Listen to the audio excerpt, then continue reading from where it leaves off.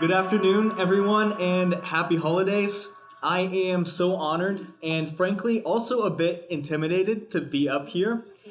Since I was asked to give this presentation in the first place, my mind has been racing past all of the incredible speakers I've heard at this podium in the past, including Ambassador Fried and the role he played in US-Poland relations and NATO expansion just a few meetings ago. I have always had the thought in the back of my head during these presentations that I really want to be able to do that someday. I really have admired the speakers I've heard here, and it has really confirmed for me that I want to participate in this international discourse for the rest of my life. It's so important, and it's really so surreal to be here. Even though I've been introduced a little bit, I want to introduce myself just a little bit. My name is Jacob Laurenzana. I was born in Springfield and raised in Sherman, Illinois. I'm currently a senior at the University of Illinois Springfield, majoring in political science and minoring in global studies and music. And I'll be doing my master's in political science at UIS as well. At UIS, I participated in the Model United Nations Conference in New York for the past 3 years. I participate in every music ensemble I can. I work as an English writing tutor at the Learning Hub at UIS, and I'm the teacher's assistant in some political science courses, as well as an Italian language tutor at Millikan University. In my free time, I like to refurbish and repair vintage electronics, sing, write, and record music, and spend a lot of time practicing and improving my own Italian level because I want to communicate clearer with my girlfriend's family who lives in Veneto, Italy. I spend a lot of time on the online language learning platforms called Tandem and HelloTalk, where I regularly hold group voice call discussions in both English and Italian about cultural differences and discussing modern global issues. Then, just a few months ago, Dr. Crocker of UIS reached out to me and asked if I would be interested in applying for a scholarship that involves an all-expenses-paid trip to Washington, D.C. to participate in the WACA National Conference and their Student Scholars Program. I was told from the get-go that this was a very competitive scholarship, but I created an application statement, a resume, and I gave it my best. How the application process works is that each of the 90 World Affairs Councils in the United States are allowed to nominate just one student who would have a chance at winning the WACA scholarship. Then out of all of the students which can be nominated by these 90 councils, only 25 students from the entire nation are selected as WACA scholarship recipients.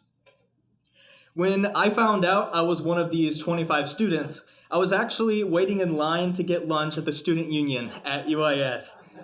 I looked down at my phone, I saw I got an email, and I opened it to see this congratulations message with a confetti animation. My mouth honestly just dropped when I realized I was selected. It was so surreal. So I sat down with my cheeseburger and I got excited about what was to come next. Now, let me start at the beginning of this experience itself. So I arrive at the St. Louis airport and I fly straight to Washington, D.C. Now, this was all new to me because I'd never flown by myself to somewhere like D.C. before, not knowing anyone on the other side. However, this is where a really strange series of coincidences started to occur. Before I even got to the hotel, around 4 of us student scholars had already, just by chance, met each other before we even left the airport. Then we met another 2 student scholars while walking to the hotel. This was such a crazy coincidence because we were not given a set time to arrive at the hotel, because everyone was arriving from all around the country throughout the day. So it was crazy that 6 out of the 25 of us managed to meet before we even arrived at the hotel. Once I did arrive at the hotel, though, I was honestly awestruck. The hotel is called the Mayflower Hotel. It is the same hotel that notable people like Charles Lindbergh, President Roosevelt, and Ronald Reagan have stayed in. It was very beautiful and it was full of history. And I was surprised to see that throughout the national conference that there were other events happening in the hotel as well to commemorate other international events such as Oman's National Day. After I dropped off my bags and checked into my hotel room, I went upstairs to the designated meeting spot to be briefed on the national conference and the Student Scholars Program. And to my surprise, everyone was speaking German. I thought that surely I must have made some sort of mistake and that I went to the wrong place. But no, I found out that most of the other 25 student scholars had just gotten back from studying abroad in Germany or were originally from German-speaking countries.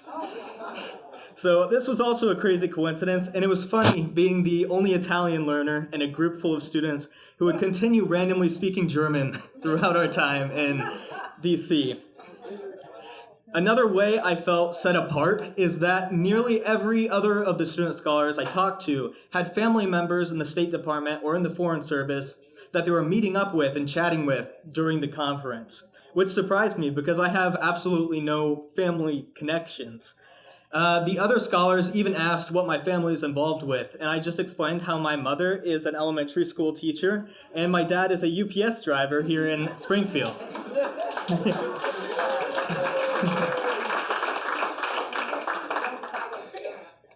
The first day, called Scholar Day, was dedicated only to the 25 student scholars, where we had the special opportunity to visit many different think tanks, the Mexican Embassy, and get a special discussion with the State Department. The think tanks we visited on Scholars Day included the Center for Strategic and International Studies and the United States Institute of Peace, which were both really incredible to learn more about. Walking through the layers of security in these think tanks and being invited to long tables to hear and ask questions about important international discussions was really such an amazing experience. Getting to visit the Mexican Embassy was also very interesting, given the challenging time we are living in for U.S.-Mexico relations. And it was extremely interesting to hear about diplomatic relations and goals from the perspective of Mexico. I really do believe, though, one of the coolest experiences we got as student scholars was a talk with John Dinkelman, a representative from the State Department. He talked about his experience getting into the State Department and his own struggles with passing the Foreign Service exam. He gave us some useful dates and advice that could help us land careers. And his talk was really inspirational, and it really made me have this moment of realization that I can actually have an impact on this world through these international discussions. The international discussions and the conference itself covered a really wide range of topics. But from what I observed, special focus tended to be placed on the impacts of incoming presidential administration on the world, the war in Ukraine, and U.S. relations with China. As most of the conference was made up of a diverse array of discussions that would take me just as long as the conference itself to recap, for this presentation, I've decided to discuss just a few important themes which stood out to me personally at the national conference. Throughout the conference, while it was never explicitly discussed, I noticed a large underlying theme of isolationism in discussions. For example, one of the first discussions at the conference was about China. China, of course, is a country which is artificially separated from the rest of the world with what we call the Great Firewall, where their government artificially blocks Chinese citizens from being able to communicate with people from other countries online. And I really think this topic needs more international discussion. Imagine how many ideas and innovations the world could be benefiting from if nearly 20% of the people in this world were not artificially separated from the rest. Another case of isolationist discussion I observed as a part of this national conference was my visit to the Quincy Institute think tank. This think tank shared a very unique perspective that the U.S. should not be exerting power and influence abroad, even in support of current U.S. allies.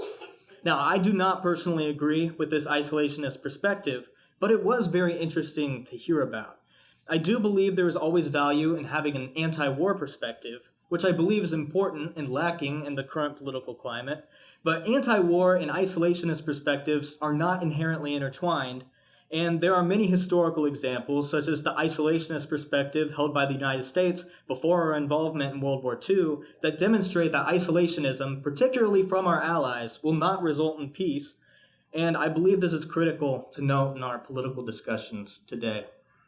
Another underlying theme I noticed as a part of this conference was that of nonpartisan versus bipartisan discussion. Some chose to refer to their organizations, think tanks, or discussions as nonpartisan, while others preferred to call themselves bipartisan. One realization I came to during the conference is the true importance of and the need for more nonpartisan discussion. I believe the intention of those who called themselves bipartisan was to point out the fact that every person has some sort of bias and consider both perspectives in discussion. But I believe this idea of bipartisan discussion implies that every person falls into two concrete ideological camps, which is just not true. I think nonpartisan discussion, which I am proud that this council boasts itself at promoting, is really the key to getting individual voices involved in international discourse. At the conference, I had the opportunity to meet and get a book signed by Bob Woodward. So, of course, I had to take that opportunity. And throughout the conference, they also had a small table set up with colored pencils for every council to draw something that represented their community. So, of course, I had to give my contribution as well. As a part of the national conference, we also had the opportunity to visit the Swedish embassy, where they discussed the war in Ukraine only a day after Russia fired its first intercontinental ballistic missile at Ukraine. I had the chance to ask for their perspective on if the change in presidential administration in the United States is accelerating escalation in the conflict in order for Russia to get a more strategic situation, to which they agreed. On the final day of the conference, we had what was certainly the most surreal experience of the conference. We had the chance to dine and network in a room full of ambassadors. Here, I had the opportunity to meet a representative from France, as well as to meet the ambassador from Ukraine to the United States, which was really such an honor. During the past few weeks since this conference, I have been reflecting on the purpose of the Student Scholars Program itself, and I realize this program is recognizing the importance of young people's voices in international affairs. To echo this same sentiment within this very council, at the request of Cinda Klikna, I am proud to also announce that I have created and will be managing the Instagram and Twitter pages for our council, which will announce upcoming events and be a method to get more young people involved and engaged with both this council and global affairs as a whole. If you have an account on these platforms, please follow the council if you'd like to support this mission of getting more young people interested in these important international discussions. Now, the last topic, which was touched on at various points throughout the conference, I have saved for last because I believe it is the most significant. This topic is the importance of language learning. When we had the privilege of visiting the Center for Strategic and International Studies, they described how one of their priorities when looking through applicants was an applicant's second language abilities because of their ability to view issues from different perspectives. We live in an age where American isolationism is not only affecting our relationships with other countries, but also our capacity for understanding perspectives different from our own. Isolationism can even be seen in the gradual decline and cancellation of language learning programs throughout the country and even within our own community. As a former computer science major, I have had many people ask me, but isn't learning a language pointless now that artificial intelligence can translate anything that we would need to read? Now, this idea is just not feasible because language and culture are so connected, and no amount of machine translation can give someone the same perspective as linguistic immersion. Also, because of this lack of shared effort in understanding cultural context, I believe machine translations are going to exacerbate differences between groups of people because people will only interpret international discussions within the frame of their own cultural mindset, which I think will also tear people apart. And it makes it all the more important that our community prioritizes language education. There's a reason this topic was highlighted at the national conference. And as a community, it is our responsibility not only to encourage educational institutions to revive and encourage language learning opportunities, but also to encourage and inspire those around us to learn another language. I am so very grateful for this council and my professors like Dr. Crocker and Dr. Bolte for making this incredible opportunity a reality. And as I stated in my application for this very scholarship, throughout my life, I am determined to constantly advocate for language learning opportunities in our country because I am certain it is the key change we can make as a society to encourage international conversation, understanding, and to make the world a more stable, connected, and peaceful place. Thank you.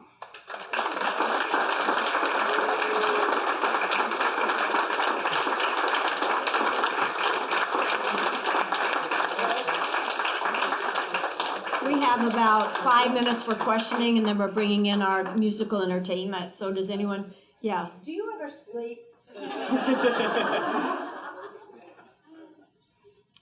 Sometimes. Does anyone else have a question? Yeah. If you were going to mentor a future WACA scholar, what tips would you give him or her? Could you repeat the question? If you were to mentor a future WACA scholar, what tips would you give him or her? I would say that I would recommend that that student make sure they are being bold when they are talking to others, especially at the conference. Especially because there is not much time to network at the conference itself. You get maybe about 5 minutes in between discussions. So you really just need to be bold, go up and talk to people, and ask for business cards, and make sure you set up a LinkedIn account before you go to the conference. Are there more students with your international perspective? My concern is that a lot of students aren't terribly interested in politics and world affairs.